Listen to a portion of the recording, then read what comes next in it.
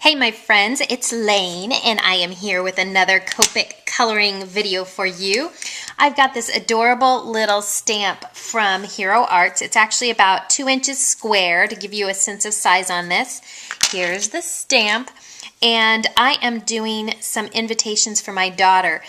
This is from Hero Arts, just so you know, and I got it from Ellen Houston. I'll put a link up on my blog post. I'm doing little invitations. In our family, we have a trophy room downstairs, and every time one of my kids gets a trophy for a sports event or any other event, we do a Hall of Fame induction ceremony. We have a big celebration. It just lasts a couple minutes, but I do invitations. We have treats afterwards. We have a little ceremony, and we add their medal or their trophy to the trophy room. So this is for my youngest daughter, Callie, who is adding her first trophy to the trophy room. So these are the colors I'm using. It is E31, E33, and E35.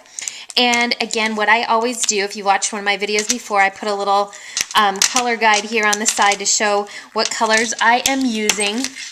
And again, just to make sure they all look good together, this is the E31 here.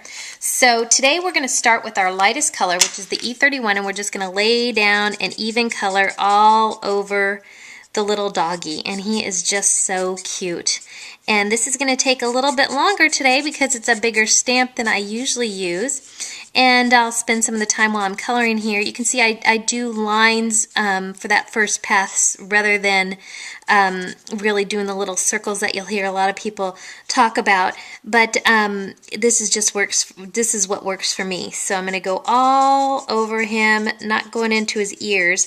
And I stamped this image with Adirondack Espresso ink, and it's a great ink to use with your Copic markers because it doesn't run. You don't have to heat set it. You just stamp the image. It stamps a nice clear image, and then you can color right over it without having to worry about any bleeding or blurring.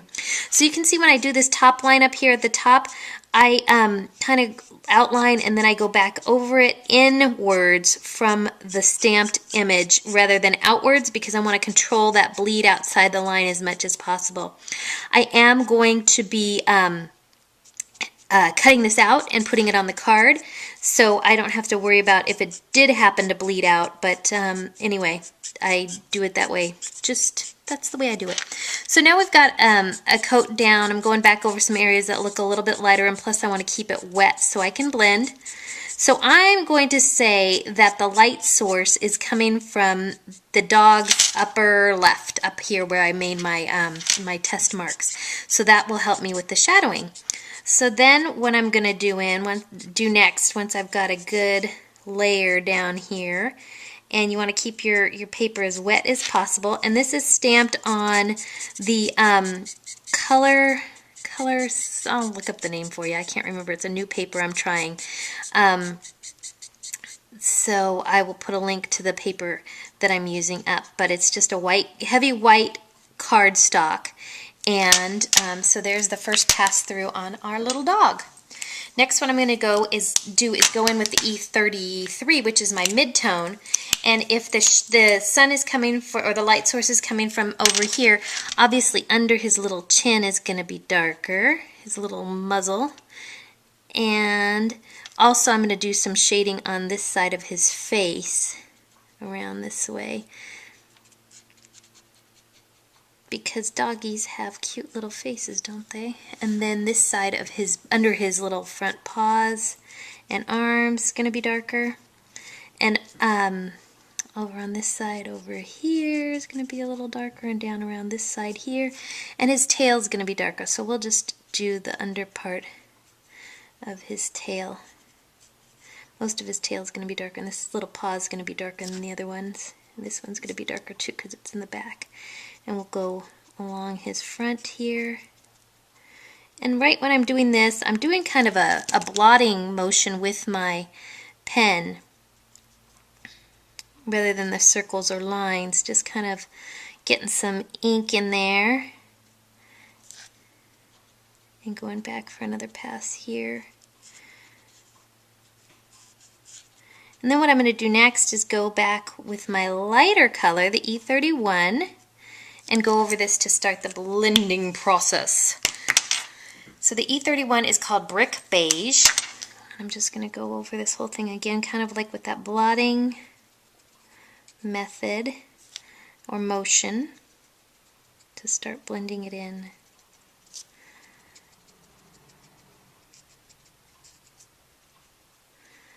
And again, if you've watched my videos before, you know I don't mind if there is kind of a more definite line. It doesn't have to be fully blended for me. I kind of like a little bit of definition in between my colors, but I do want it to look nice and blended.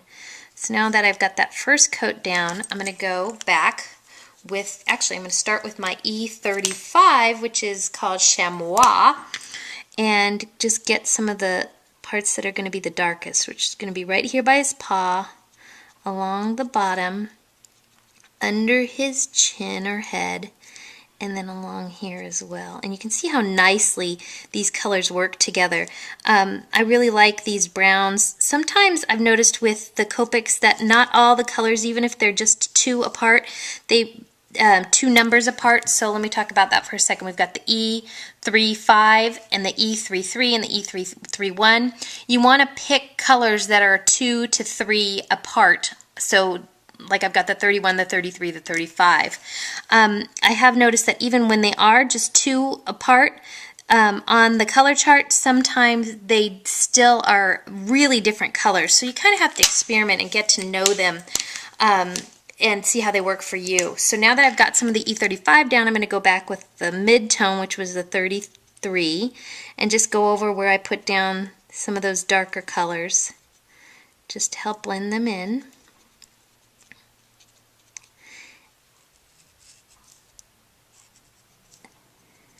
And then I'm going to go with the 31, the brick beige, and just do one more pass, trying to blend it all in together.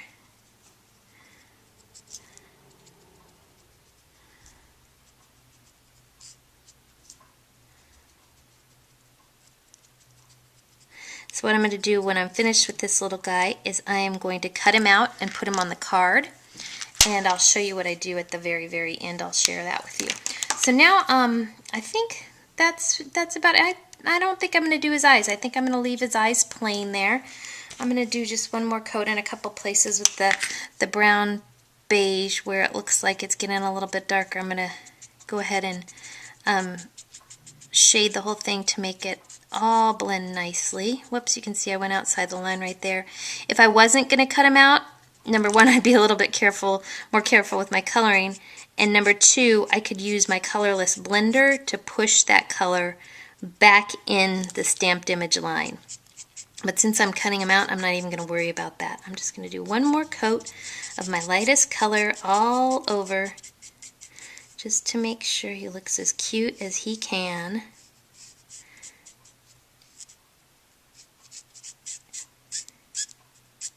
You can hear my marker squeaking, so to me that means that it's time to get a refill. It might be getting a little bit low, especially after I color about 4 of these for the invitations. It might be time to get a new one. Refill it. Okay, there he is. I'm going to let him dry, cut him out, and then I'll show you the finished card when I'm all done. Thanks for tuning in, guys. Bye.